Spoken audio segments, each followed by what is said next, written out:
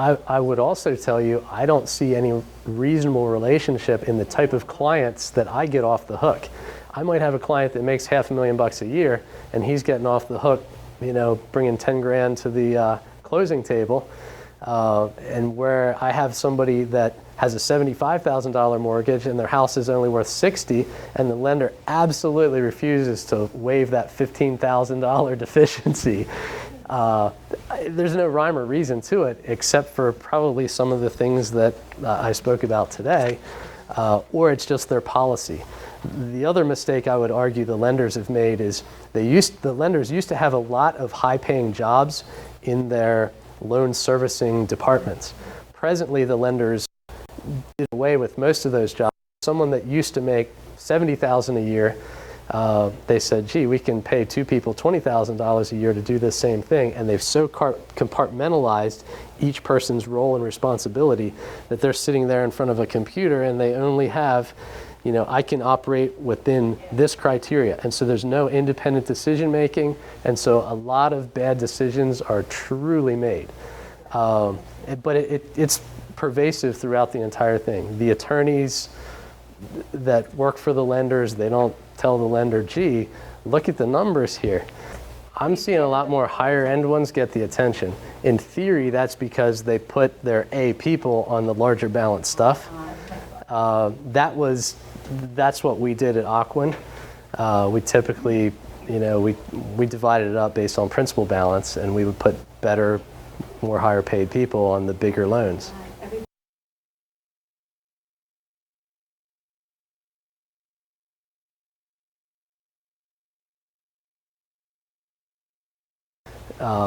That's becoming more and more prevalent.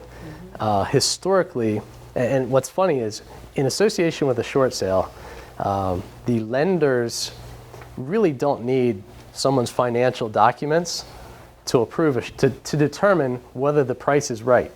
Like, whether my client makes $1 million a month or $0, that has zero to do with what this property's worth. Is it a reasonable offer? The lenders, when they say, hey, give me your client's financial information, it's a fishing expedition for them to determine, do I want to pursue this person for a deficiency? So it's a straight fishing expedition. Historically, if I had a client that makes over $100,000, I would tell them, don't do it. You're probably looking at the 2 or 3 year process and going through the whole foreclosure thing. Presently, I've had a number of clients say, screw it, I'm going to see what happens. And let's say I had a client, hypothetically, that makes $200,000 a year W-2 income. He said, I'm just going to tell the lender, here you go, I make 200 grand a year. The lender said, look, you bring $8,000, $10,000 to the closing table, we'll let you off the hook for the other $250,000 that you're upside down. And I was all for it. It's better for somebody to definitively get off the hook and have to write a check for 10 grand. They're off the hook, they're out of it. That's a better scenario.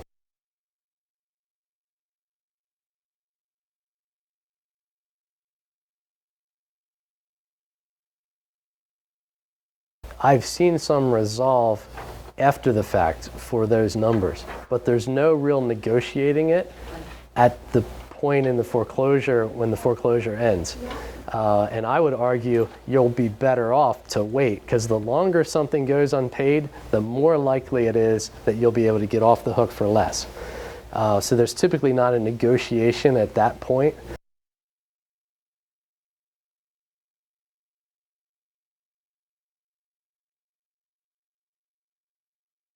That's just like a regular unsecured loan. The lender could pursue them for it. The lender might not pursue them for it. Lenders in today's market, the lenders are so far upside down and backwards that the lenders aren't aggressively, in general, today, they're not aggressively pursuing deficiencies, but they're often packaging them and selling them to collection companies, and the collection companies do the dialing for dollars.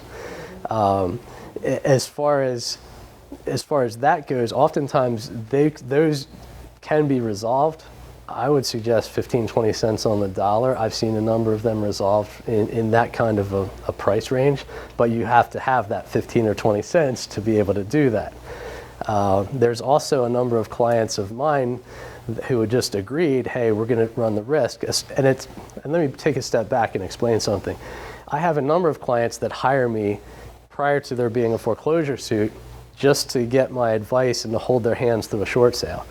I will often say to them, especially if it's prior to a suit being filed, your risk is somewhat diminished if you do the short sale. Even if you don't get the deficiency waiver or debt cancellation, that means the lender has to spend the money to file a suit against you based on the promissory note and pursue you for that deficiency.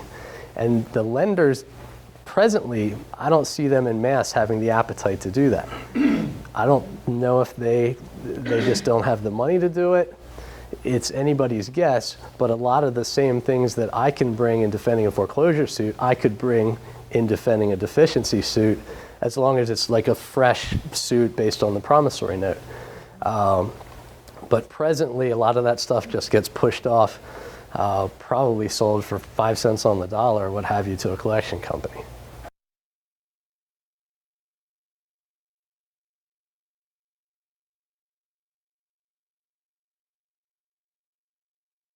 And that's a great question. In fact, in my discovery, I will ask a lender, hey, are you having TARP money?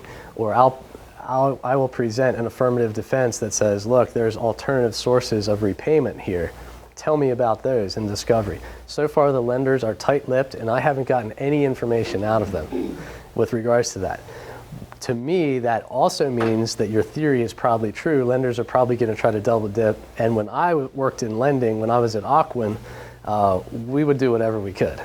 Probably double dipping would be a great thing for a lender.